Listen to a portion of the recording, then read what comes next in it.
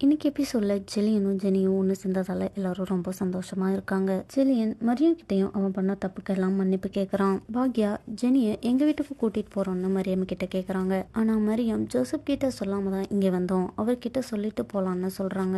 இப்ப நாங்க அங்க வந்தா அவரு பிரச்சனை பண்ண மாட்டாரான்னு எழில் கேட்கறான். மரியம் பேசிக்கலாம்னு சொல்றாங்க. இப்ப எல்லாரும் ஜெனி வீட்டுக்கு போயிடுறாங்க.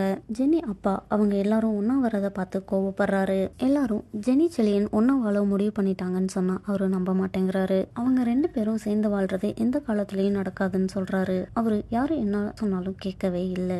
ஜோசப் ஜெனியை கன்வின்ஸ் பண்ண ட்ரை பண்றாரு.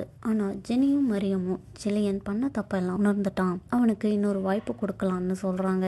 ஆனா அவரு கோபமா ரூமுக்கு போயிடுறாரு. மரியம் நான் அவருக்கு பேசி புரிய வச்சுக்கிறேன்னு சொல்றாங்க. பாட்டியும் அவங்க வீட்டுல இவங்க 3 பேரும் எங்க போனாங்கன்னு தெரியலன்னு பேசிக்கிட்டு இருக்காங்க.